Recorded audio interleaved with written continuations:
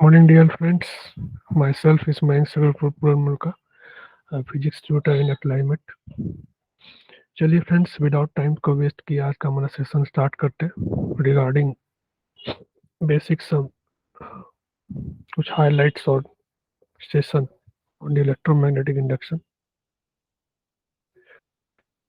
Screen share कर लेते.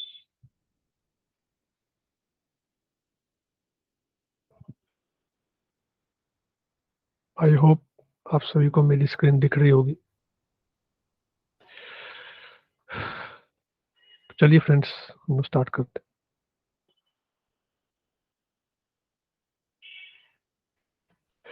Okay, in the overall this session, जैसे कि हम जानते हैं कि that's our climate is currently deal with the personal guide sessions on the basis of the students. ठीक है, स्टूडेंट्स के पर्सनल गाइडेंस के ऊपर कम्प्लीटली हमारी जो क्लाइमेट की ओवरऑल जो टीम है वो डील करती है.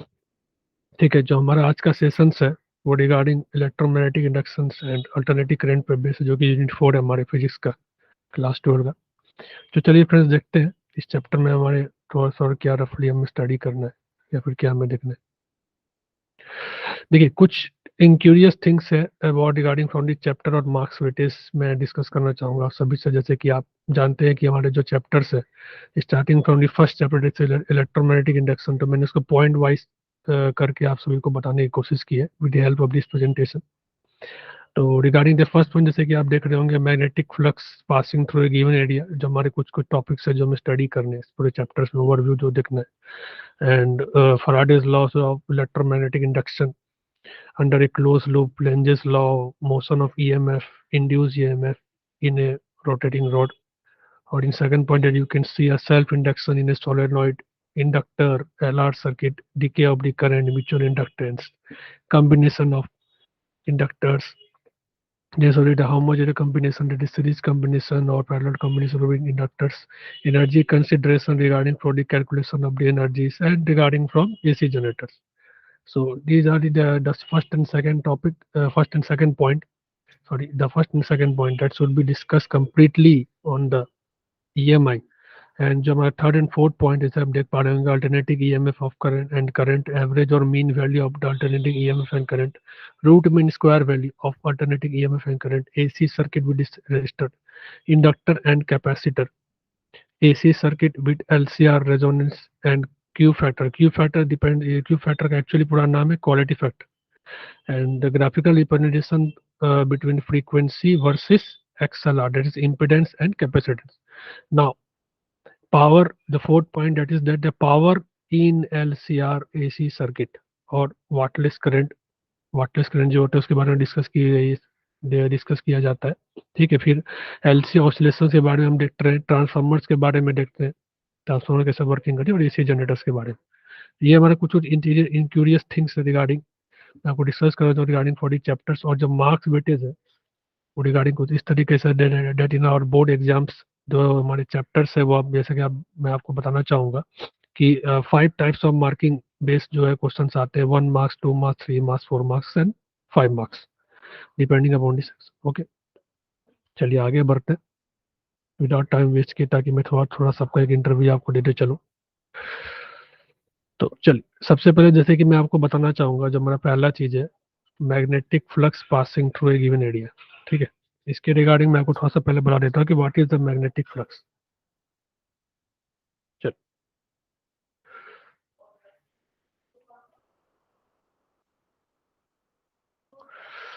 पहले ये जान लेते हैं कि मैग्नेटिक फ्लक्स किसको बोलते हैं. ठीक है, देखिए, basically magnetic flux through any surface is the number of magnetic field lines of force passing normally through that surface.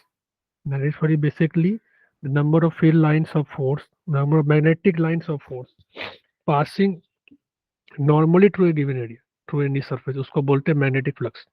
मतलब जितना number of magnetic field lines of force normally pass करेगा एक सरफेस से, उसको हम बोलते हैं magnetic flux.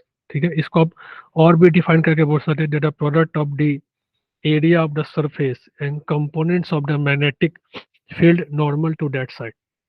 The product of the area of the surface and components of magnetic field जो यहाँ पे लगेगा normal to that side. For example, ये सपोज मेरा एक सरफेस है, ठीक है, एक सरफेस है मेरा ये। अब ये सरफेस के अबाउट जैसे समथिंग सरफेस है, ठीक है। If I can consider elemental area regarding from the part of the surface और angle between them suppose is theta, ठीक, and suppose if B is the direct B is the magnetic field, okay, and N is the unit vector. I can consider N is a unit vector, and regarding from the component, suppose this component that should be B cos theta.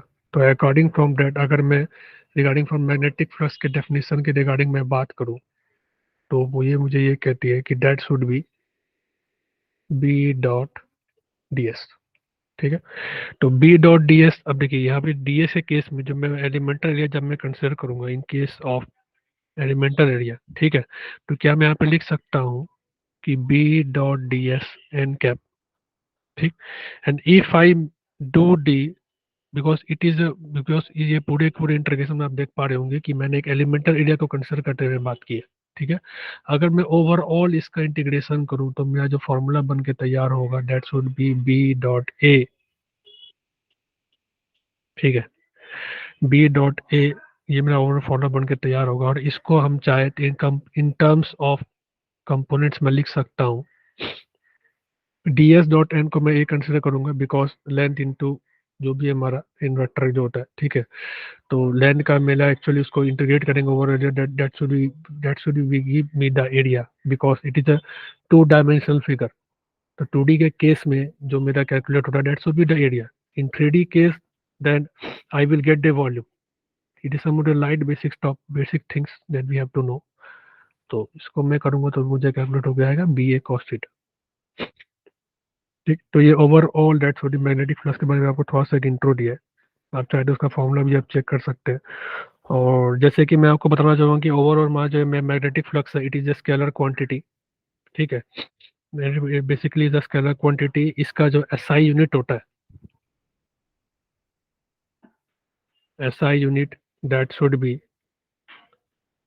Weber और tesla metre square, ठीक। In case of that we can also note that is one Maxwell,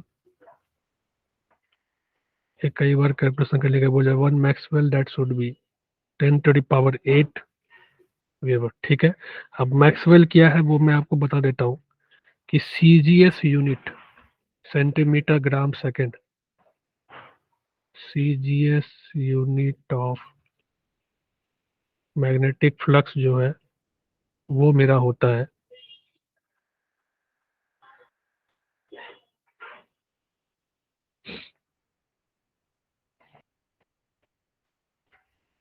Maxwell, okay.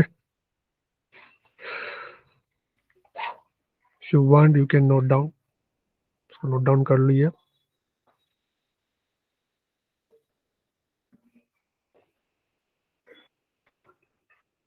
मैं erase कर देता हूँ।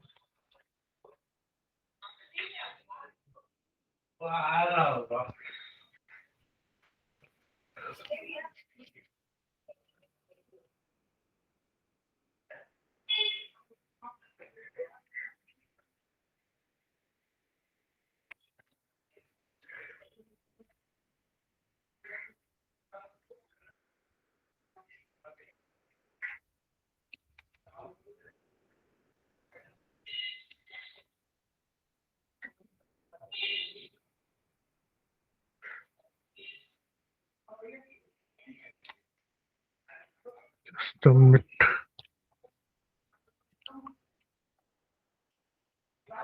Erase, okay. Now चलिए, जो हमारा अगला टॉपिक है, ये मैंने हल्का सा आपको मैग्नेटिक फ्लक्स के बारे में बताया, पॉइंट बाय पॉइंट सारे चीज को हम लोग डिस्कस करते हैं। तो चलिए हमारा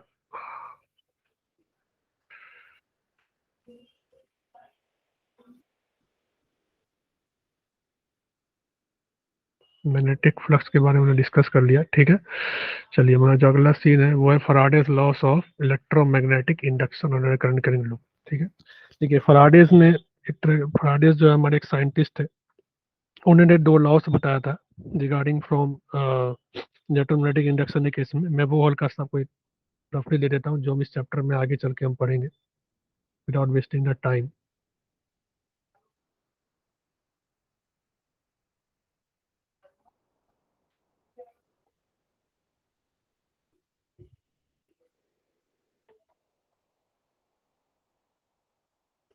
ठीक है, फराडेज लॉ ऑफ इलेक्ट्रोमैग्नेटिक, देखिए पहला लॉ फराडे का ये कहता है कि when there is a change in magnetic flux link with the circuit, when there is a change in magnetic flux linked with the circuit and EMF is induced in the circuit, and if the EMF is induced, then you can also say the current is also induced in the circuit, and it lasts so long as the magnetic field changes।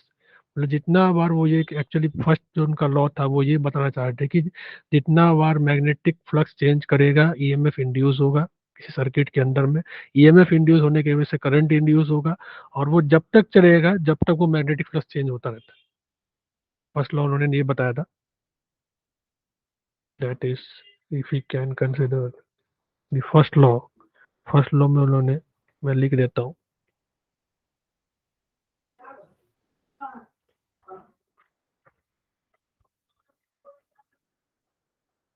when there is a change in x,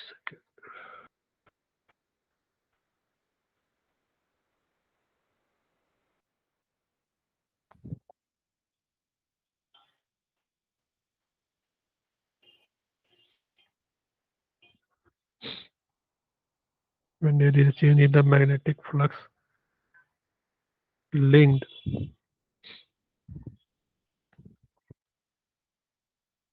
with the circuit and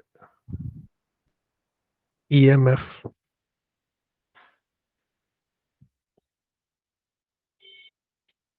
is EMF is induced, and hence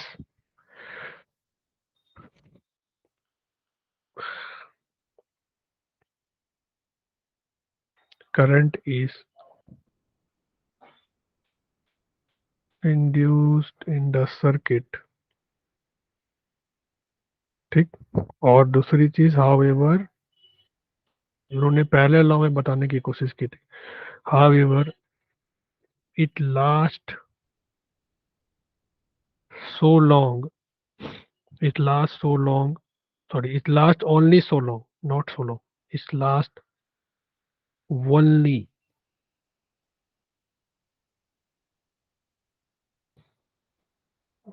it lasts only so long as the magnetic flux is changing। Basically उन्होंने यही चीज बताने की कोशिश की, ये हमारा first law of electromagnetic induction on the base of Faraday's law of electromagnetic induction हमारा ये है, जो कि उन्होंने ये बताने की कोशिश की थी, ठीक है। तो चलिए, ये हमारा फर्स्ट लॉ था। सेकेंड लॉ जो उन्होंने ये दिया था, एक्चुअली ये सीन ये था कि magnitude of the induce EMF, ठीक है, जो भी मैग्नीट्यूड होगा इंड्यूस ईएमएफ का, is directly proportional to the rate of change of magnetic flux. The magnitude of the induced EMF is directly proportional to the rate of change of magnetic flux linked with the circuit। तो उन्होंने ये बताने की कोशिश किया था। तो आप चाहे तो इसमें लिख भी सकते हैं that the magnitude of the induced EMF is directly proportional to the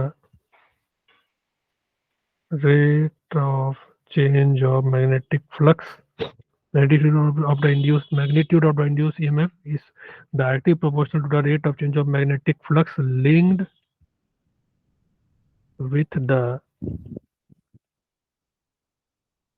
circuit, ये उन्होंने बताने की कोशिश की थी। With help of second laws of, जो कि हमारा second Faraday's laws of electromagnetic induction, ठीक है, ये दूसरी लॉ थी।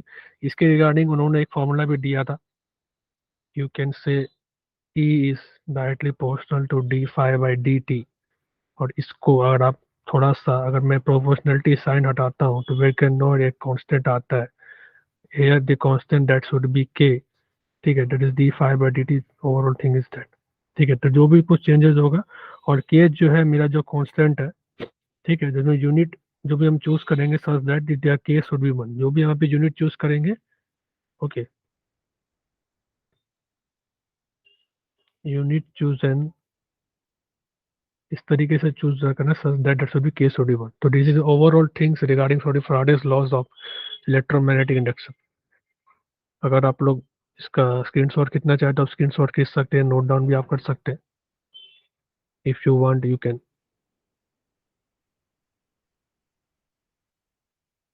अगर आप खींचना चाहे तो स्क्रीनशॉट खींच लीजिए। तो ये ओवरऑल कुछ कुछ चीज़ें हैं, इसके बारे में हम डिस्कस करेंगे इस पूरी चैप्टर्स में।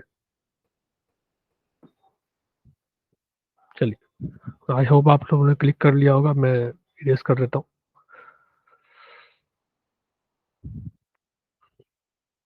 चल, जो हमारा अगला टॉपिक था फैराडेज लॉ हमने देख लिया, ठीक है। लेंजेस लॉ, लेंजेस लॉ देखिए बेसिकली क्या होता है। Lenz's law is the direction of the induce EMF or induce current in such that it opposes the change that is producing to it, that is the overall Lenges law, ठीक है, इस पूरे chapters में जो discuss की जाती है, ठीक है। फिर हम इसमें मोशंस ऑफ द इंड्यूस जो ईएमएफ है उसका कैसा मोशन होगा, उसके मोशंस के बारे में डिस्कस करते हैं। फिर जो हमारा ओवरऑल इंड्यूस ईएमएफ है, रोटेटिंग लॉस, उसके केस में हम देखेंगे, ठीक है, एक रोटेटिंग रॉड में किस तरीके से इंड्यूस ईएमएफ इंड्यूस होगा, ठीक है, उस केस में हम चेक करते हैं ओवरऑल थिंग को, ठीक है। फिर उसके बाद सेल्फ इंडक्शन इन ए सोलेनॉइड, सोलेनॉइड के केस में जो हमारा सेल्फ इंडक्शन है वो किस तरीके का होता है, ठीक है। तो देखिए सोलेनॉइड बेसिकली हम जानते हैं कि is the round is the overall is a type of the helical shape wire of uniform cross section, ठीक है, it is basically the solenoid. एक हेलिकल शेप में ओवरऑल ये पूरा वायर एक लिपटा हुआ होता है, इसी को हम बोलते हैं बेसिकली सोलेनॉइड बोलते हैं। तो उस केस में जो सेल्फ इंडक्शन इंड्यूस होता है वो इस चैप्टर में स्टडी की जाती है, ठीक है। फिर इंडक्टर के बारे में देखा जाता है, एलआर सर्किट के बारे में डिस्कस की जाती है, DK of the current, current का डीके किस तरीके से है, ठीक है, डीके करंट के बारे में हम इसमें डिस्कस करेंगे। उसके बाद फिर ओवरऑल इसमें हम देखेंगे mutual inductance, that mutual inductance किस तरीके से हो रहा है, ठीक है। Mutual induction is basically the phenomena of inducing EMF in the secondary coil due to change in the current in the primary coil. Primary coil में करंट के चेंज होने के वजह से सेकेंडरी कॉइल में किस तरीके से उसमें इंड्यूस होगा, उसके रिगार्डिंग हम इसमें डिस्कस करते हैं। म्यूचुअल इंडक्टेंस में कॉम्बिनेशन ऑफ इंडक्टर्स, इसमें combination of inductor series combination parallel combination of inductors में डिस्कस करते हैं, वो रिगार्डिंग उसके थ्रू समझ में आता है। एनर्जी कंसिडरेशन, एनर्जी कंसिडरेशन में basically watt amount of energy जो है, किस तरीके का एनर्जी होगा, एनर्जी के बारे में डिस्कस करते हैं। एनर्जी लिबरेटेड और यू कैन से एनर्जी रिलीज, ठीक है, उसकी कैलकुलेशन चलती है। चलिए, उसके बाद फिर हमारा ओवरऑल जो थिंग वो ये है कि एसी जनरेटर, एक जनरेटर में इसका क्या यूज होता है, ठीक है।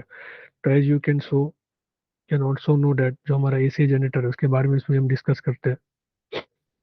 चलिए, हमारा जो आगे ये ओवरऑल थिंग्स था regarding from first and second point मैंने आपको बताने की कोशिश की। Now the thing is alternating EMF and current, ठीक है। चलिए, अल्टरनेटिंग ईएमएफ किसको बोलते हैं, इसके बारे में थोड़ा सा देखते हैं। Alternating EMF is the EMF which continuously change in magnitude and periodically reverses its direction। Alternating EMF उस ईएमएफ जो बोलते हैं जो कंटिन्यूसली मैग्नीट्यूड को चेंज करता है, इट कंटिन्यूसली चेंजेस मैग्नीट्यूड, जिसकी मैग्नीट्यूड में कंटिन्यूसली चेंजेस आती है एंड उसके डायरेक्शन पीरियोडिकली रिवर्स होती है, that we can show is alternating EMF, okay. But the alternating current here is वो दो थिंग्स आपने यहाँ पे आप देख पा रहे होंगे, alternating EMF and alternating current, and current यहाँ पे लिखा है, ठीक है। तो बेसिकली जब मैं आगे स्लाइड बढ़ाऊंगा तो वहाँ पे आपको एक फैराडेज लॉ के बारे में मैंने आपको यहाँ पे डिस्कस कर दिया था, होपफुली इसके पीछे वाले स्लाइड में। ठीक है, तो मैं एक बार यहाँ पे आपको ओवरव्यू फिर से मैं इसका नोट डाउन कर देता हूँ, अगर बहुत कोई किसी ने नोट डाउन नहीं किया होगा। चल, मैं एक बार यहाँ पे लिख देता हूँ। फर्स्ट लॉ जो हमारा था, when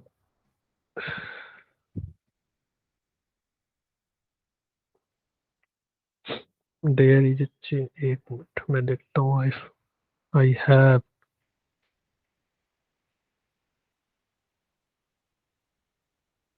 okay, not an issue. If there is a change in the magnetic flux, if there is a change in the magnetic flux,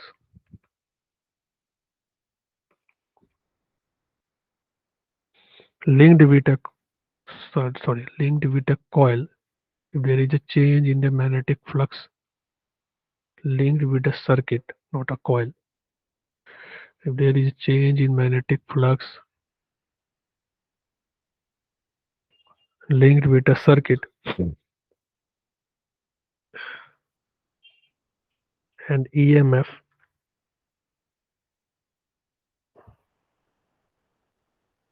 is induced, and hence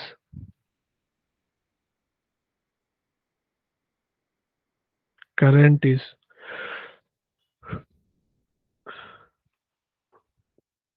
induced in the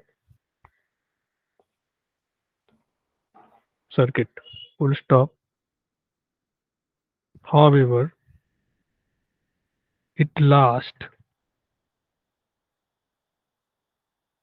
it lasts only it lasts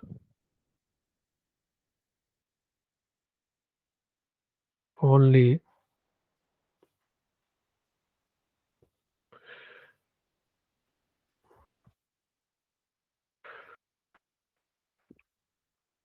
it lasts only so long as the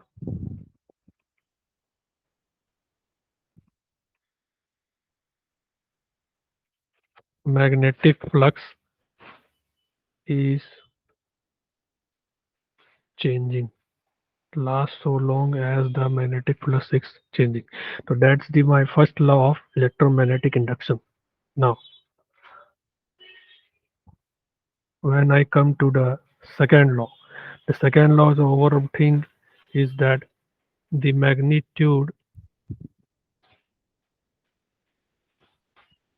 of the induced EMF, the magnitude of the induced EMF is directly proportional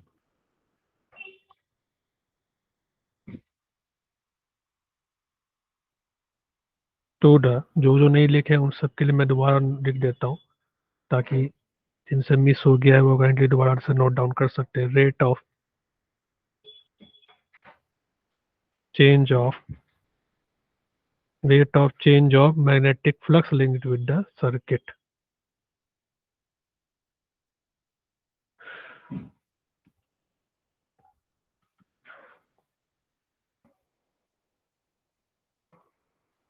ठीक है, तो ये overall चीज है। फिर first law, second law magnetic of the Faraday's laws of electromagnetic induction, उन्होंने दो laws दिए थे, उन दोनों लॉज के बारे में मैंने आपको बताया। आप चाहते हो इसका इक्वेशन में नोट डाउन कर सकते हैं, दैट ओवरऑल जो सेकंड लॉ का जो स्टेटमेंट इसके regarding, it is directly proportional to D phi by D T. और जब मैं यहाँ से प्रोपोर्शनलिटी साइन हटाऊंगा, कोई भी ऐसा कभी भी देखिए, कोई भी एक इक्वेशन हो, मैं आपको बताना चाहूंगा कि जब प्रोपोर्शनलिटी का साइन को हम हटा दें तो हमेशा एक कांस्टेंट आता है, जब हम इक्वल टू केस में उसको कन्वर्ट करते हैं। तो देन वी कैन गेट के एज हेयर के इज ए कांस्टेंट। जब यहाँ पे मैं प्रोपोर्शनलिटी का साइन हटाऊंगा ना, तो मुझे कांस्टेंट मिलेगा के। तो दादा मैं अब जो मैं इक्वेशन, वो इक्वेशन इस तरीके से लिखेगा, ई इक्वल टू के D phi by D T. ठीक है, ओके, के is the constant in the overall equation. ये मेरा Faraday's loss of electromagnetic induction है। ठीक है, आप चाहे तो उसको नोट डाउन कर लीजिए।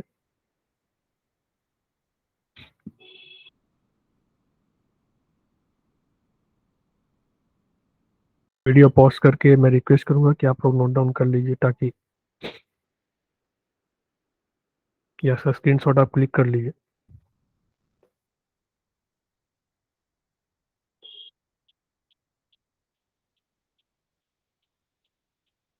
आई होप आप सबने स्क्रीनशॉट क्लिक कर लिया होगा। चलिए मैं विदाउट वेस्टिंग टाइम मैंने नेक्स्ट स्लाइड की तरफ बढ़ता हूँ। चलिए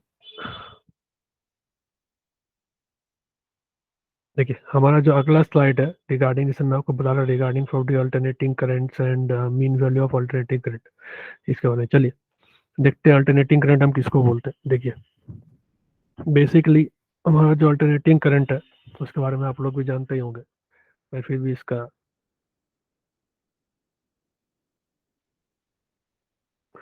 डेफिनेशन आपको लिखवा देता हूँ कि एग्जाम पॉइंट ऑफ व्यू में किस तरीके से आपको उसको रिप्रेजेंट करना है। इसमें लिख सकते हैं it is that current, CBSE में जिस तरीके से हमें लिखने की एक प्रैक्टिस करनी पड़ती है, प्रैक्टिस पॉइंट ऑफ व्यू से मैं आपको लिखवा रहा हूँ, ताकि जिन जिन को थोड़ा सा डर लगता है कि किस तरीके से लिखना है, तो दे आर फील्ड, वो अपने आप, सॉरी आई मीन दे, वो सारे के सारे एक अच्छा फीलिंग फील करें अंदर से कि नहीं ऐसे डरने वाली कोई बात नहीं है, अच्छे से बिल्कुल आराम से हम लिखते हुए जाना है हमें, चाहे सिर्फ कोई भी बोर्ड का पेपर हो। We have to score more and more marks because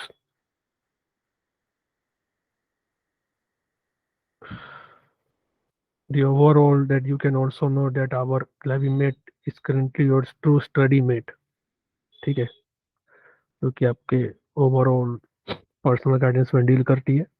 regarding with help of personal guidance we try to give our best and best teaching skills or best and best knowledge to give to all the students whichever we are trying to link with the climate। चलिए आगे देखते हैं। Alternating current is that current, it is that current which, it is that current which, note down कर सकते हैं आप लोग, which continuously changes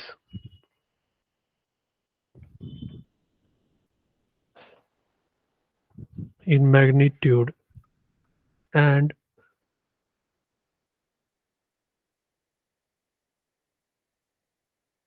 periodically reverses its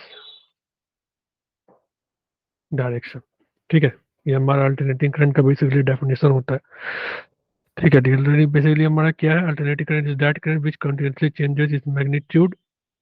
continuously changes in magnitude and periodically reverses its direction, that's called the alternating current, इसको हम alternating current बोलते हैं। ठीक है, चलिए इसका आप चाहें तो आप ग्राफ भी इसका आपके बुक में दिया हुआ, आप चाहे तो अपने इसका ग्राफ भी आप नोट डाउन कर सकते हैं, या ग्राफ भी आप चाहे तो बना सकते हैं। इसका बेसिकली जो, इसमें आप चाहे तो ये इक्वेशन में लिख सकते हैं, I equal to I not sine omega T.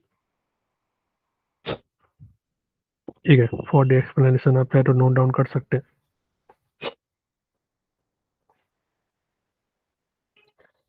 इसमें देखिए जो आपका आई है,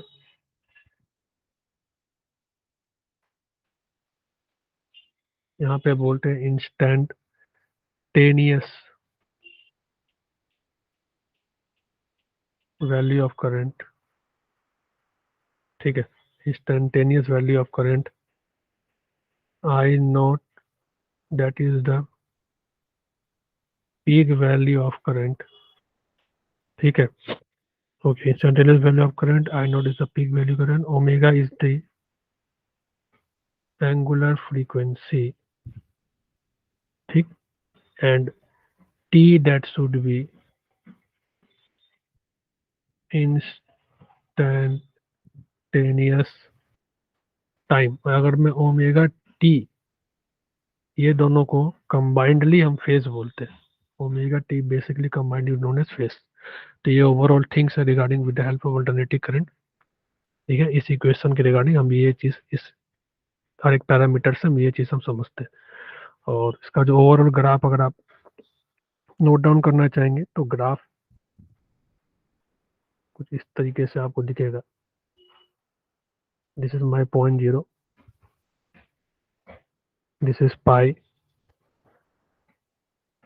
this is 2 pi. Overall graph कुछ इस तरीके से जाता हुआ नजर आएगा.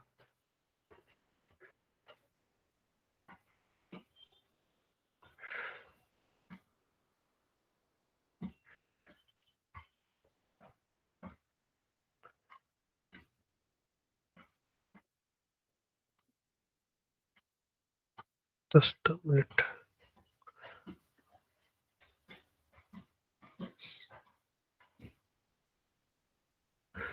ओके,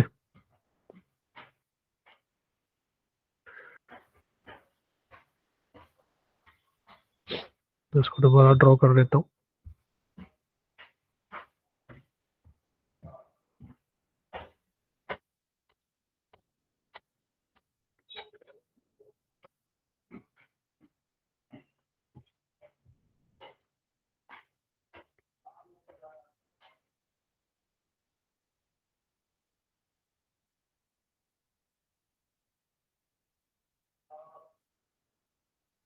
ये मेरा पाई पॉइंट होगा.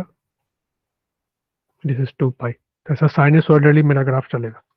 ठीक है, रिगार्डिंग फ्रॉम द एवरेज और mean average regarding from the alternating current के केस में. ठीक है,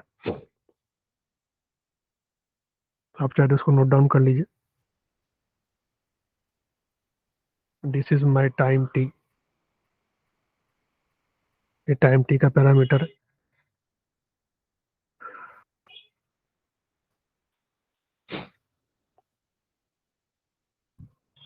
ये जो है मेरा peak value of current, that should be I naught. This is current.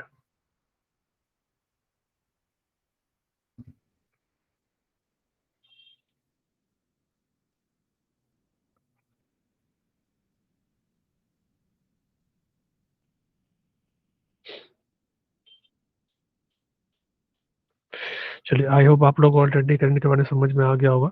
इसका स्क्रीन, मैं आपसे रिक्वेस्ट करूँगा कि आप लोग काइंडली इसका स्क्रीन शॉट क्लिक कर लीजिए या फिर इसको नोट डाउन कर लीजिए, ताकि मैं आगे का जो आपका mean value of already current है उसके बारे में आप लोगों को बता सकूँ.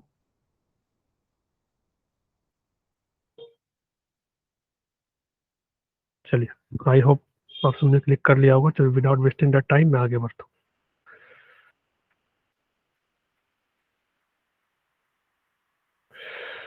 चलिए, हमारा अगला चीज है वो है mean value of alternating current. ठीक है, देखिए मीन वैल्यू किसको किसको बोलते हैं. तो इसका बेसिकली मैं आप लोगों को कहूँगा कि काइंडली इसका अगर आपको अगर डेफिनेशन नोट डाउन करना है तो आप डेफिनेशन नोट डाउन कर सकते हैं.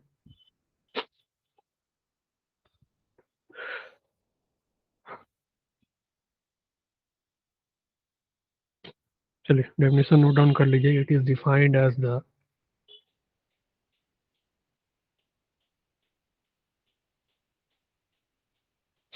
it is defined as the value of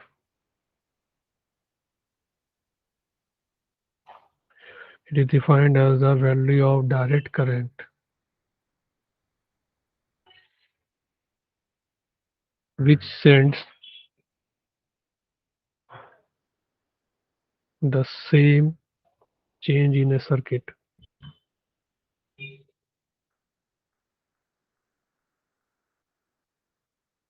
Value of direct current which sends the same change in a circuit in the same time.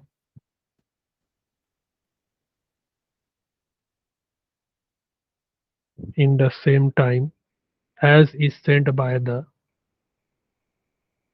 as it as is sent. Don't be confused here. I is is not it. तो दोबारा से लिख देता हूँ, kindly confuse नहीं होना है, because a little bit confuse You can also discuss. Okay, चलिए मैं आगे आपको बताता हूँ. As is sent by the given, as it's sent by the given alternating current,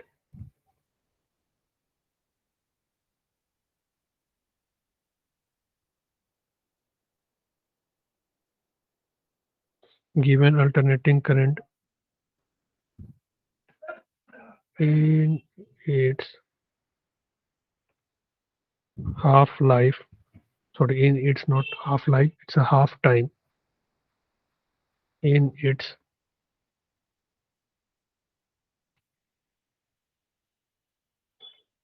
half time period.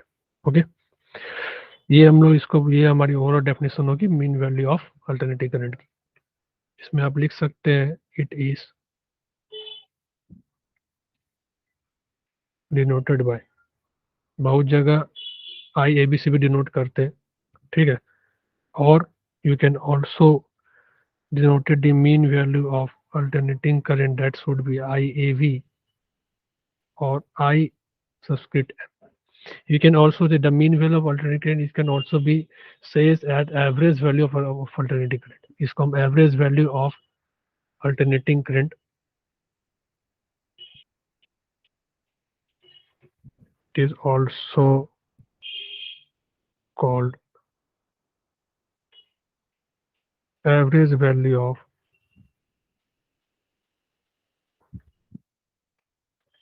alternating current. ठीक है, ये भी हम इसे कहते हैं. तो ये दोनों चीज का एक ही सीन में एक ही रीजन, एक ही मतलब है, average value of alternating current and also you can call as mean value of alternating current. तो you can also say in regarding from that. ठीक है, चलिए इसमें रिगार्डिंग जो हम चैप्टर में आगे आप देखने चाहेंगे तो आप देख सकते हैं. इसमें जो है बेसिकली जो mean value of alternating current में बेसिकली आगे एक रिलेशन जब आप पढ़ेंगे तो डिटरमाइन करने के लिए कहा जाता है mean value and peak value. ठीक है, mean value and peak value of alternating current के बारे में इसमें डिटरमाइन करने के जब आगे पढ़ेंगे बेसिकली तो क्या क्या एग्जैक्टली क्या रिलेशन होता है. तो बेसिकली देखिए जो ओवरऑल जो रिजल्ट है मैं आपको बता देना चाहता हूँ. The average is 0.367 the peak value. The average value of alternating current जो होती है 30 is the 30 63, or you can say overall equation is the 63.7% of the peak value of alternating current. जब आप कैलकुलेट करेंगे आगे डिटरमाइन करेंगे तो ये चीज़ें आपको निकल के आएगी इन प्लेस ऑफ रिजल्ट. अगर आप नोट डाउन करना है तो आप नोट डाउन कर सकते हैं.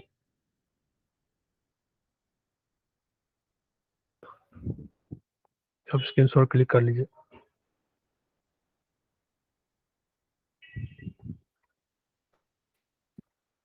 आई थिंक होपफुली आप लोगों ने नोट डाउन कर लिया होगा. तो विदाउट वेस्टिंग टाइम मैं आगे बढ़ता हूँ.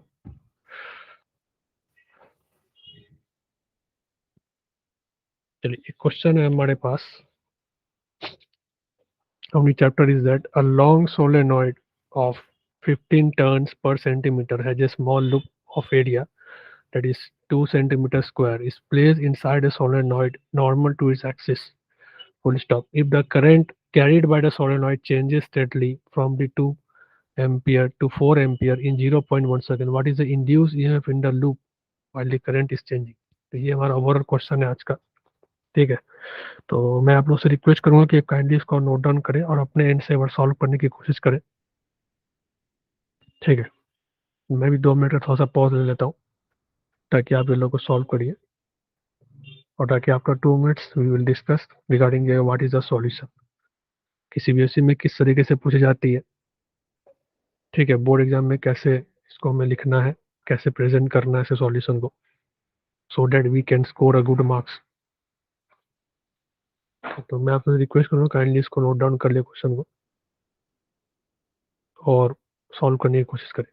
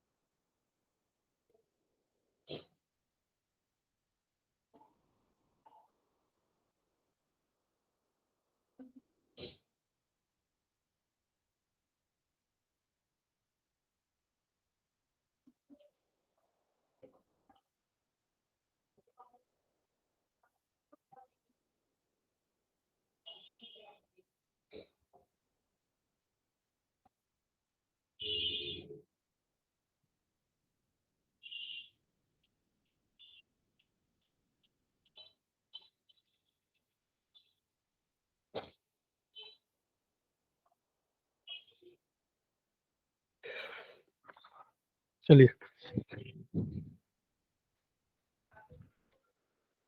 आई थिंक होपफुली आपने नोट डाउन कर लिया होगा। तो चलिए इसका सॉल्यूशन देखते हैं किस तरीके से सॉल्व करना है इस पूरे पूरे क्वेश्चन को। देखिए, सबसे पहले जो गिवन चीजें हैं हम पहले उन्हें लिख लेते हैं ताकि हमारा सॉल्यूशन थोड़ा सा एक अच्छा एक सॉल्यूशन मुझे, मैं एक थोड़ा सा कलर पैटर्न में थोड़ा सा चेंज कर लेता हूँ।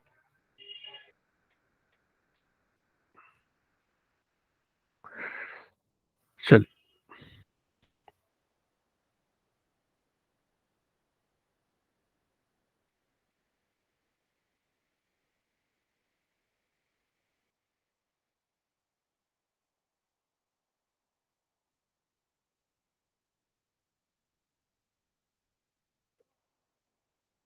चलिए तो सॉल्व करते हैं। पहले कुछ गिवन चीजें हम नोट डाउन कर लेते हैं according to the question that, जैसे हम इसमें देख पा रहे होंगे दैट। चलिए पहले क्वेश्चन थोड़ा सा मैं दोबारा रीड डाउन कर लेता हूँ। जो लोग शायद नए इस वीडियो को देख रहे होंगे, नए न्यू होंगे, अभी जस्ट ज्वाइन होंगे, उन सब के लिए मैं एक बार दोबारा क्वेश्चन को रीड कर लेता हूँ। A long solenoid of 15 turns per centimeter has a small loop of area 2.0 centimeter square placed inside the solenoid normal to the axis। इसमें देखिए क्वेश्चन में बताया गया है कि लॉन्ग सोलेनॉइड है, ठीक है, जो कि 15 टर्न्स पर सेंटीमीटर के हिसाब से ओवरऑल जो नंबर ऑफ टर्न्स है वो 15 टर्न्स है, पर 1 सेंटीमीटर 15 टर्न्स जो कि है सोलेनॉइड पे रोल किया गया है। ये एक छोटे से स्मॉल लूप में जिसका एरिया दिया हुआ है 2.0 सेंटीमीटर स्क्वायर, और ओवरऑल जो सोलेनॉइड है which place inside the solenoid, ठीक है, प्लेस किया गया है एक सोलेनॉइड के अंदर नॉर्मल टू दिस एक्सिस, ठीक है, उसको प्लेस किया गया है एक स्मॉल लूप को एक लॉन्ग सोलेनॉइड के अंदर प्लेस किया गया है, ठीक है। If the current carries by the solenoid changes steadily from 2 ampere to 4 ampere in 0.1 second, अगर करंट स्टेडली चेंज करता है सोलेनॉइड के अंदर 2 एम्पियर से 4 एम्पियर में 0.1 सेकंड में अगर वो चेंज करता है, then what is the induce EMF in the loop. तो लूप में कितना ईएमएफ इंड्यूस होगा यहाँ पे वो कैलकुलेट करना है जब करंट चेंज करेगा। तो बेसिकली वो आपसे इंड्यूस में पूछ रहा है लूप के अंदर में जब करंट चेंज होने पे क्या होगा। तो बेसिकली पहले जो चीजें हैं रिगार्डिंग फ्रॉम आप बोर्ड पैटर्न मैं इसको नोट डाउन कर लेता हूँ। चलिए सॉल्यूशन लिखते हैं, सॉल्व कैसे करना है। तो देखिए, regarding from board pattern, first of all जो गिवन चीजें हैं उसको पहले लिख ले। Number of turns on the solenoid, ठीक है, number of turns on the solenoid, ये मेरे पास बेसिकली क्या है 15 टर्न्स पर सेंटीमीटर है, ठीक है। इसको मैं कन्वर्ट कर लेता हूँ मीटर में। तो अगर मैं मीटर में कन्वर्ट करूंगा तो 1 सेंटीमीटर, 1 मीटर को टू 100 सेंटीमीटर, तो that should be 1500 turns per metre. Reverse होगा ना, that overall the reverse thing, that should 1500 turns per metre हो जाएगा, ठीक है। अब चलिए, तो यहाँ से मुझे एक चीज मिला चल गया। मैं यहाँ पे एक चीज को पहले, एक तो ये चीज है, इसको मैं थोड़ा सा और कौन सा में लिख लेता हूँ कि number of turns per unit length हमारे पास निकल के आ गया, जिसको स्मॉल लेंथ से जोड़ करेंगे that should be 1500 turns per unit length, मतलब 1 मीटर में 1500 टन्स, ये में निकल के आ गया हमारे पास, ठीक है। चलिए, और देखिए हमारे पास क्या दिया हुआ है, सोलेनॉइड का एरिया दिया हुआ है। सोलेनॉइड में जो स्मॉल लूप है उसका एरिया दिया हुआ है, स्मॉल लूप का एरिया फिर हम नोट डाउन कर लेते हैं। The solenoid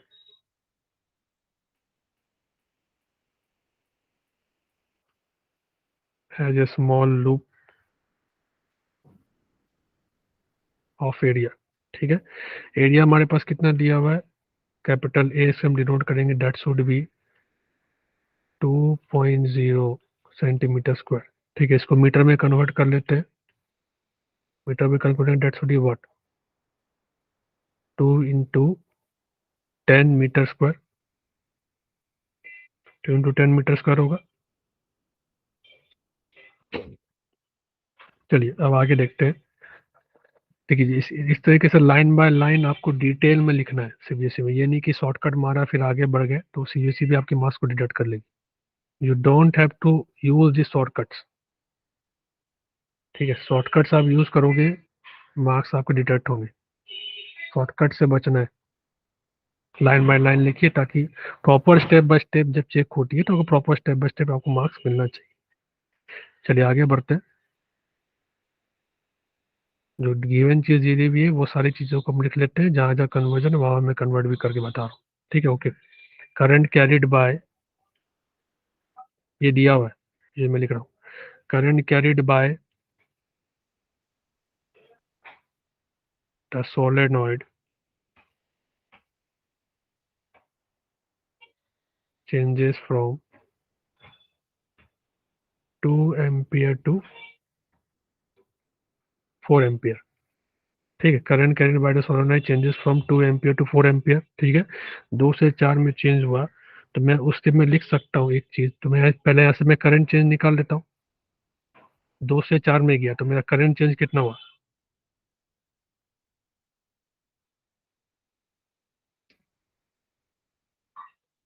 change in current in the solenoid. ठीक है, changing current in the solenoid, changing current को अगर मैं डी आई से डिनोट करता हूँ तो डी आई मेरी वैल्यू कितनी हो जाएगी? 4 - 2 ठीक है, that's changing current in solenoid. Okay, changing time भी मेरे पास दिया हुआ है।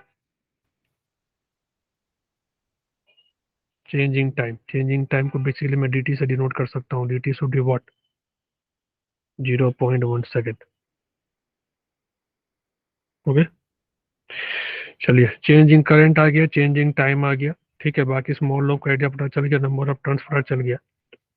तो here you can use the formula that is, तो क्या मैं यहाँ पे मैं एक चीज लिख सकता हूँ?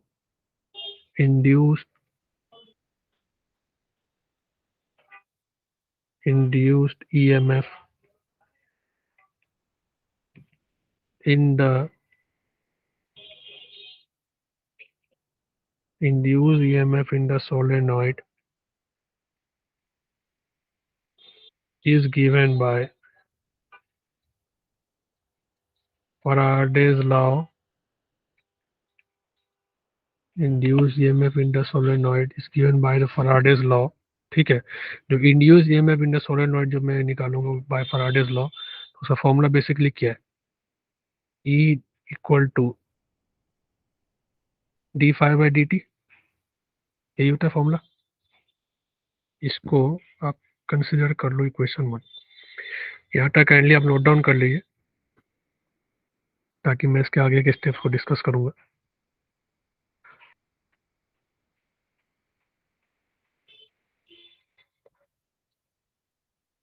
You can also take the screenshots और काइंडली इसको आप नोट डाउन कर लीजिए।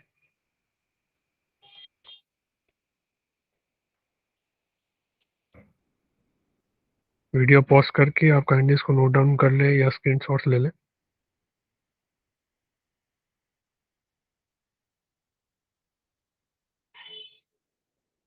ओके, आई होप शायद उन्होंने ले लिया होगा। तो चलिए मैं आगे बढ़ता हूँ, इसको मैं रेस कर देता हूँ।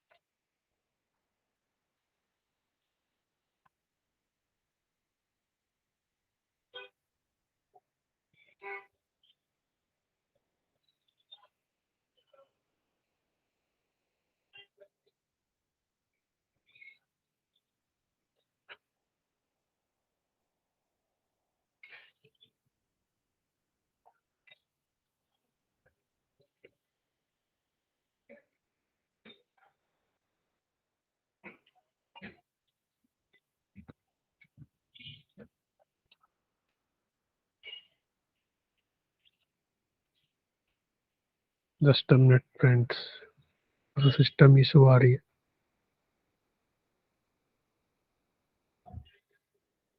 ओके,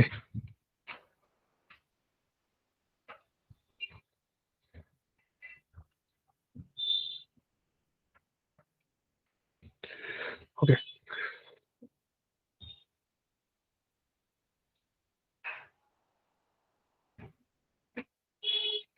क्वेश्चन को डिटेल्स में डिस्कस लिखना है आप लोग से।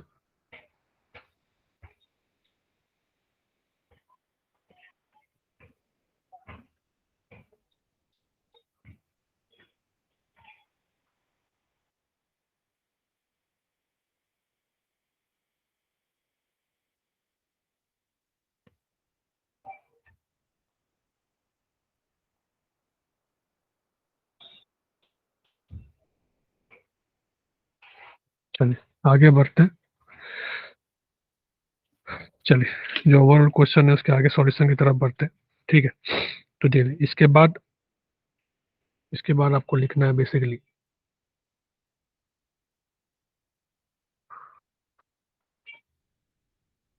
वेयर फाई फाई हमारा क्या, उसके बारे में लिखना है इंड्यूस फ्लक्स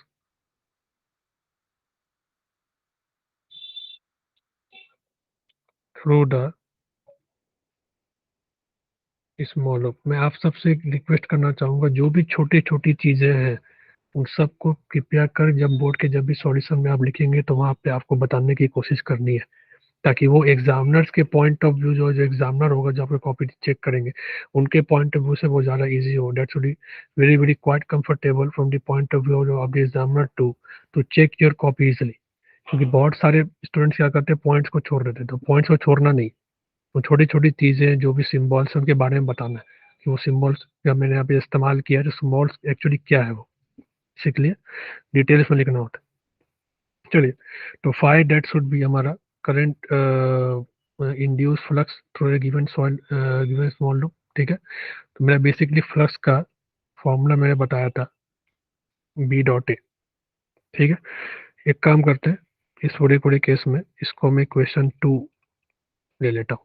ठीक है, इसमें चाहे तो आप लिख सकते हैं कि बी जो है हमारा, where B is the magnetic field.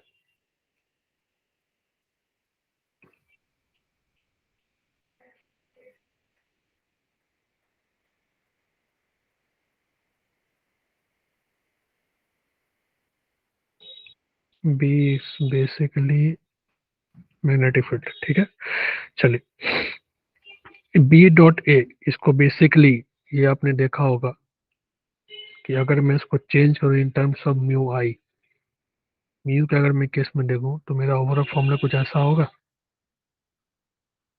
Mu not N into आई।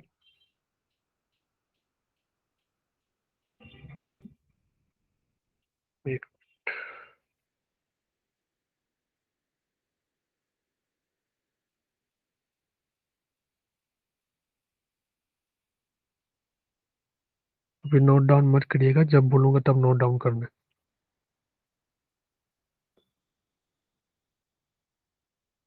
चलिए मैं यहाँ पे लिख देता हूँ साइड में, सिंस बी जो है हमारा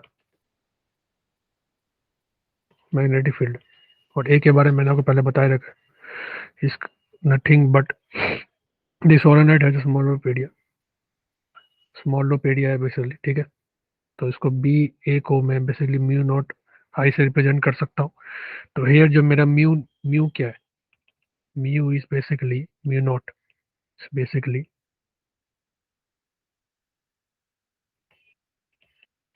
परमिएबिलिटी ऑफ फ्री स्पेस, यही मेरा परमिएबिलिटी ऑफ फ्री स्पेस। ठीक है, और इसकी वैल्यू बेसिकली क्या होती है, 4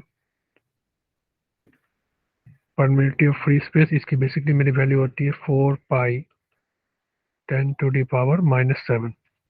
okay, 4 pi 10 to the power -7 plus metre square, ये मेरी इसकी वैल्यू होती है। ठीक है, तो चलिए म्यू नॉट के बारे में वैल्यू में पता चल गई। ठीक है, तो अब अगर मैं ओवरऑल जो मेरा इक्वेशन 1 था, ठीक है, ओवरऑल जब इक्वेशन 1 आप देख रहे होंगे, इक्वेशन 1 मेरा क्या था, equal to D phi by D t था। ठीक है, अगर मैं d phi by D t को, इसको अगर मैं रिड्यूस करूँ in terms of, if I can change or if I can reduce the overall value of d phi by dt, in terms of current. तो मेरा ओवरऑल इक्वेशन क्या बनेगा? इसके बाद जो है करंटली आपको लिखना है हेंस इक्वेशन, हेंस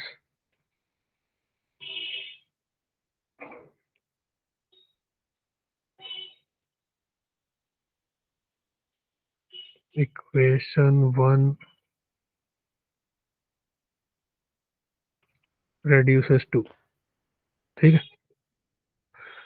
रिड्यूस होके क्या बनेगा?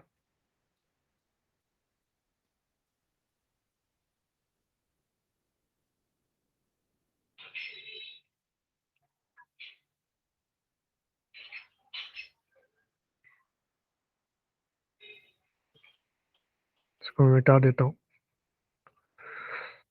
चलिए, ये मेरा क्वेश्चन 1 था। ओके, चलिए इक्वेशन 1 reduces to d5/dt था, d/dt of change of flux, magnetic flux basically क्या होता है? Rate of change of current. लिख सकता हूँ rate of change of current that should B magnetic flux and rate of change of magnetic flux that should be induce EMF. ठीक है, इसको मैं इसलिए ये लिख सकता हूँ। चलिए अब आगे बढ़ते हैं। इसको मैं जब और इस इक्वेशन को तोड़ूंगा तो मुझे जो मेरी ओवरऑल वैल्यू है वो मुझे मिलेगी A mu not N, A mu not N, ठीक है, ए म्यू नॉट एन, ठीक है, D I by D T. ठीक, अब जब मैं इसको सॉल्व करूंगा, अब देखिए मेरे पास लगभग साइड मेरे पास सारी वैल्यू आ चुकी है। ठीक है, ए की वैल्यू मुझे पता है, म्यू नॉट की वैल्यू मुझे पता है, एन नंबर ऑफ टर्न्स मुझे पता है, ठीक है, और D I by D T भी मुझे पता है। ठीक है, तो चलिए मैं सारी वैल्यू पुट करता हूँ, उसके बाद हम लोग आंसर तक पहुँचते हैं। तो जब मैं सारी वैल्यू पुट करूंगा तो ये ओवरऑल वैल्यू मेरी आएगी, ए की वैल्यू 2 × 10⁻⁻⁴, ठीक है, ए की वैल्यू मैंने कितना ली थी? 10⁻10 ना। मैंने सर ए की वैल्यू बताई होगी आपको क्वेश्चन में, 2 × 10⁻10 बताई होगी। 10 पावर मैंने बताई नहीं, वहाँ नोट डाउन कर लीजिएगा, -4 metre square. A value that should be 10 × 2 × 10⁻⁴ metre square, that should be my A value 10⁻⁴ into, okay, into मेरी म्यू नॉट की value, permeability of free space 4 pi into 10 to the power minus 7 into n is the number of turns 1500 into di by dt, change of di मैंने निकाला था, जो मेरा 2 निकल के आया था, 4 minus 2 that should be 2, यहाँ से भी आप समझ सकते हैं, 4 minus 2 2 and 0.1 second is the dt, 0.1। बस ये सारी वैल्यू को पुट करिए और आंसर तक पहुंचिए। आपका ओवरऑल आंसर इसका आएगा 7.54 10⁻⁻⁶ volt is your overall induce EMF. ये आपका आंसर आ गया। इसके बाद आपको लिखना है हेंस इंड्यूस वोल्टेज या ईएमएफ, तो भी लिखना है EMF in the loop is 7.54 10⁻⁻⁶ volt. So this is the overall solution of the overall this question का। आप चाहे तो उसको नोट डाउन कर लीजिए, सर स्क्रीनशॉट क्लिक कर सकते हैं आप। मैंने यहाँ पे एक स्लाइटली जो मिस हो गया था पॉइंट चेंजेस किया है, 2 × 10⁻⁴ मीटर स्क्वायर जब मैं सेंटीमीटर को कन्वर्ट करूंगा, ठीक है, सीडिया को, तो मेरा ओवरऑल चीज ये होगा। जस्ट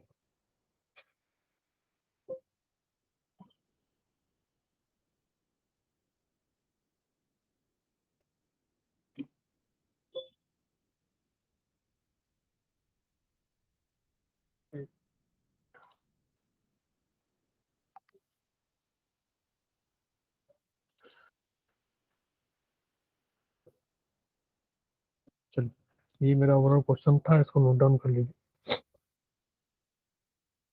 तो स्क्रीनशॉट आप लोग क्लिक कर लो। So this is my induced EMF, that should be 7.54 into 10 to the power minus 6 regarding with this question. Okay.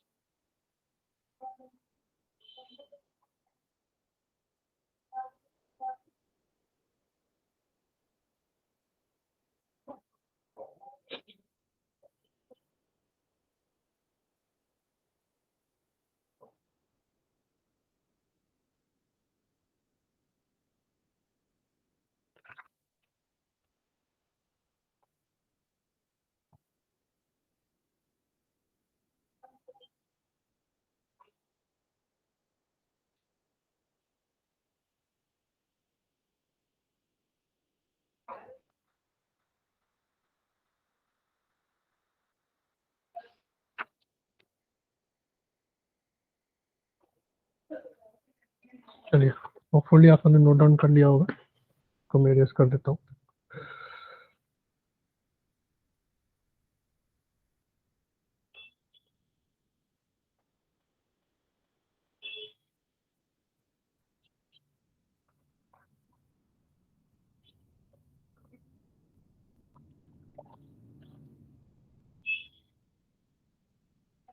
Submit.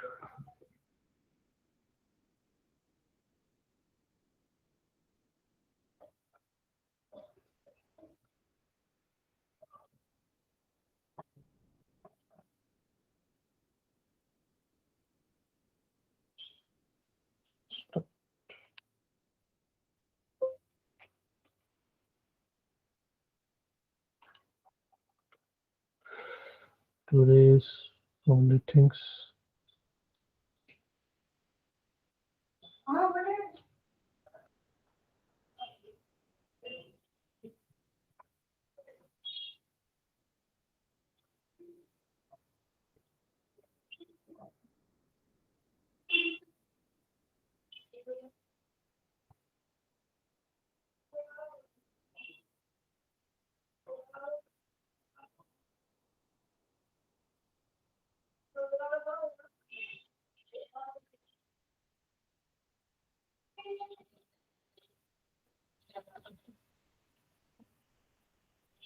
मैं इन सबको इरेज कर देता हूँ ताकि हम लोग अपने आगे स्लाइड इसके बारे में बढ़ सके।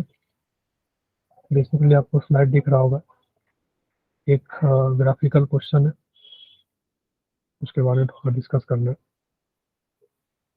चलिए, मैंने इरेज कर दिया है। Okay, so here we can move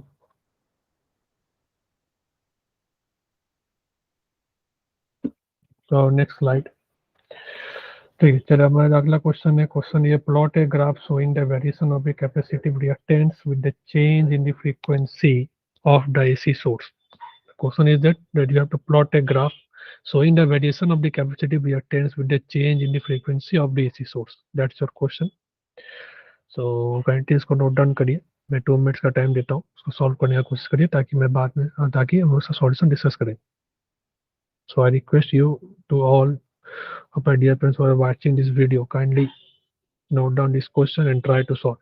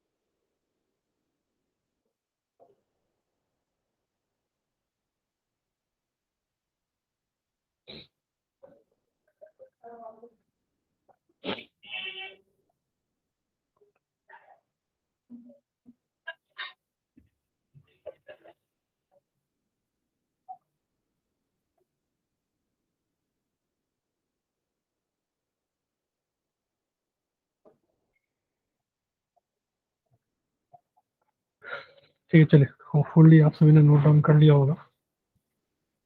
चलिए इसका ग्राफ का सॉल्यूशन करने की कोशिश करते हैं। ये ग्राफिकल क्वेश्चन है। चलो, देखिए, कोई भी जो भी ग्राफ होता है, ग्राफ प्लॉट करने से पहले first we have to think about the formula regarding that. यहाँ पे आप देख पा रहे हैं regarding the graph is can talking about the variation of the capacitive reactance with the change in the frequency. Reactance with the help of frequency that the graph can actually asking. तो पहले हम देख लेते हैं formula के help से कि हमारा कैपेसिटिव रिएक्टेंस बेसिकली क्या होता है। You can know that capacity reactance should be xc is equal to 1 upon 2 pi f of c, 1 upon 2 pi f of c। क्या मैं लिख सकता हूँ? ऑब्वियसली। चलिए, अगर मैं f की वैल्यू को थोड़ा सा चेंज करूँ, या इक्वल टू के एल एच एस का आर एच एस अगर मैं एक्सचेंज करूँ, तो I will give the value like this, 2 pi xc to C. Is that thing. अब यहाँ पे आप देख पा रहे होंगे मेरा जो ये ओवरऑल वैल्यू है, यहाँ पे आपको दिख रहा होगा कि f is inversely proportional to 1 upon xc। ये समझ में आ रहा है आप सबको? f is inversely proportional to 1 upon fc। तो अगर जब मैं ग्राफ प्लॉट करूंगा, इसके बाद आपको लिखना है कि graph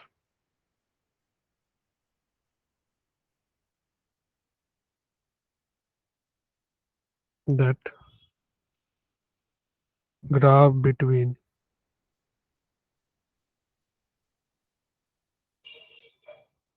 capacitive reactance and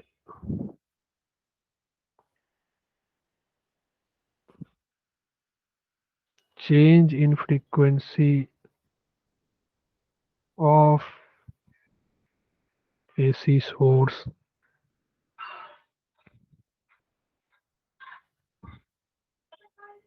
is shown in the above figure।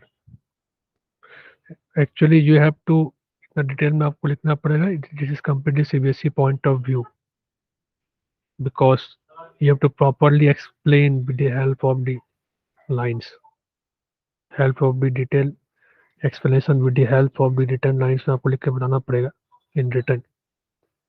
तो ओवरऑल आपका ग्राफ कुछ इस तरीके से एक ग्राफ दिखेगा।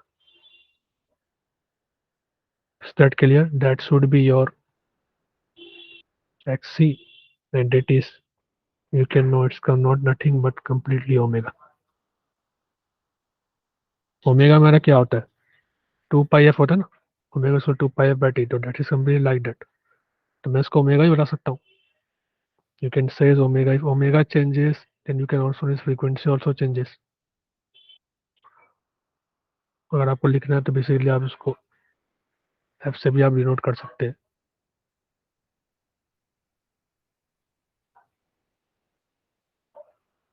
ओके, तो ये आपका और इस क्वेश्चन का सॉल्यूशन है। नोट डाउन करना है, वीडियो पॉज करके आप नोट डाउन कर लीजिए। This is the overall solution for this question.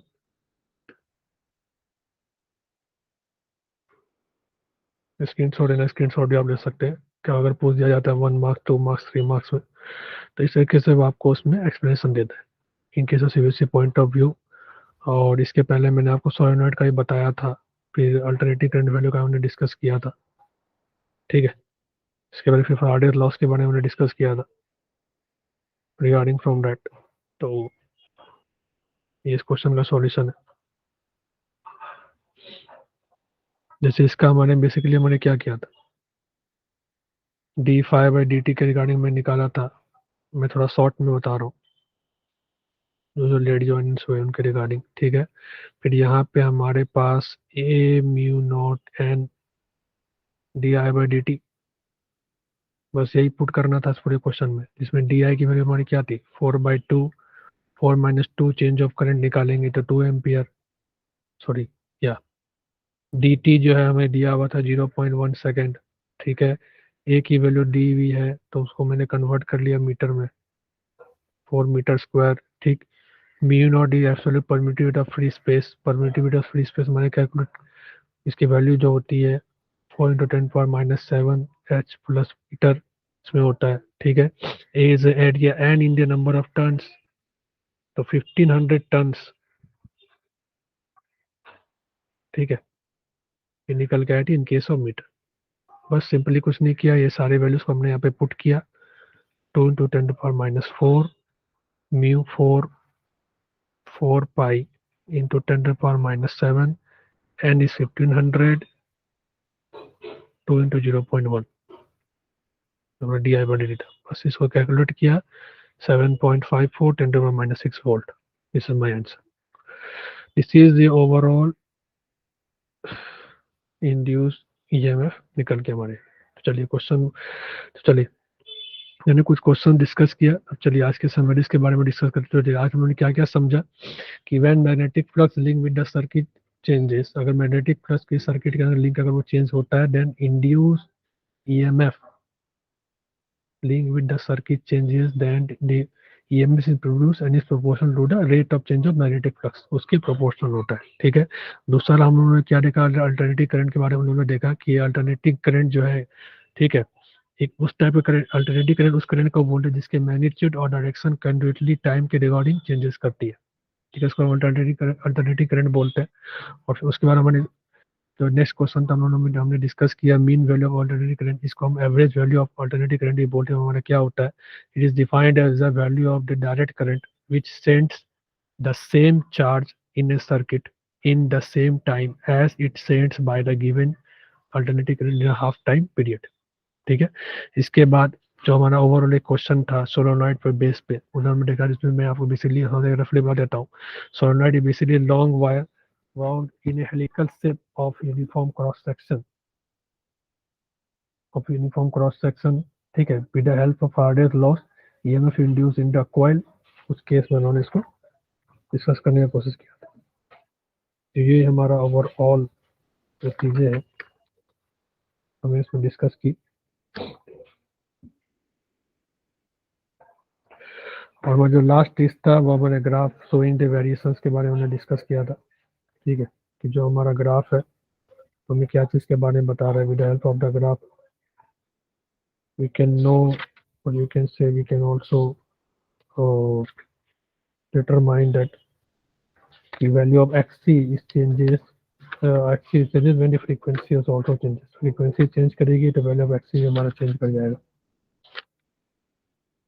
उसके रिगार्डिंग हम लोगों ने डिस्कस करने का कोशिश की, और भी बहुत से टॉपिक्स हैं जब आप चैप्टर स्टडी करोगे, ठीक है, तो रिगार्डिंग फिर आपको इसमें डिस्कस करने को मिलेगा।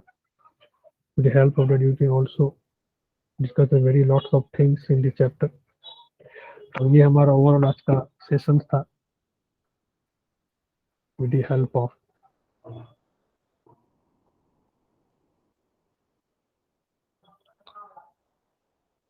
ओवरऑल चीजें।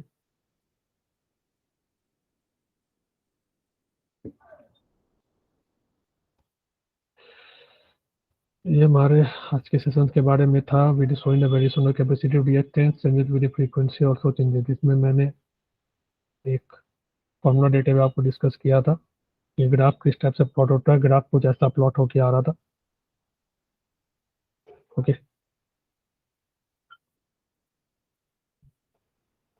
तो ये हमारा ओवरऑल कंक्लूजन था जो कि हमने डिटरमाइन किया। तो this is our overall summary, और चलिए मैं जो भी ओवरऑल हमारे क्लाइमेट के बारे में थोड़ा सा आपको गाइड कर लेता हूँ, that what actually our Climate deals with, that you can बताना चाहूँगा कि Climate basically startup based company, limited startup based company है जो कि बेसिकली डील्स करती है पर्सनल गाइडेंस, ठीक है। तो those who are interested to join the Climate, मैं आपसे रिक्वेस्ट करूंगा कि kindly you can join the Climate because it is complete depend upon your personal guidance. ठीक है, तो टीम जो है वो हमारी एक बेसिकली एक startup India startup Orissa based programmes which can also receive the various award for this innovative learning platform of climate completely focus on improvement और उड़ीसा स्टेट बोर्ड एजुकेशन पे हम completely डील्स करते हैं और एक highly education content highly quality education content हम provide करते हैं ताकि जो भी स्टूडेंट्स वो फिंगर टिप्स पे चीज़ों को याद रख सके। फिंगर टिप्स हमें कैसे कैसे याद रखना है, अलग अलग qualities of with the help of नए नए ट्रिक्स टिप्स हम यूज़ करते हैं ताकि स्टूडेंट्स उसके हिसाब से एक कंफर्टेबली होकर के अपने कोर्स को कंप्लीट कर सके अप्रोच कर सके एंड ये the students we can score better in the board examination. ठीक है, जब हमारी ओवरऑल टीम में कंप्राइजेस अभी यंग्स एंड डायनेमिक एलुमिनाई इसमें हमारी टीम्स के अंदर है completely of the prestigious institution of the NIT that you can also know the famous institution that is National Institute of Technology Rourkela, Veer Surendra Science University of Technology in Burla and Government College of Engineering कंजोर से overall team से। तो अगर आप में से जो भी students interested है जो कि मतलब हमारे Climate that is your true study mate से आप जुड़ना चाहते हैं तो don't waste your time, kindly contact with the जो भी नंबर मेंशन है हमारे कॉन्टैक्ट नंबर का जो नंबर मेंशन किया आप चाहे तो नीचे देख सकते हैं डिस्क्रिप्शन में नोट डाउन ऑलरेडी +916370518232 पे काइंडली कॉन्टैक्ट करने की कोशिश करें और be a part of the Climate that is your study to study mates. ठीक है, for taking to enhance your skills guide to take the guidance with our personal tutor with our tutors and you have to score better in your basic board exams. So that's the overall session and thank you for opting. Have a great day.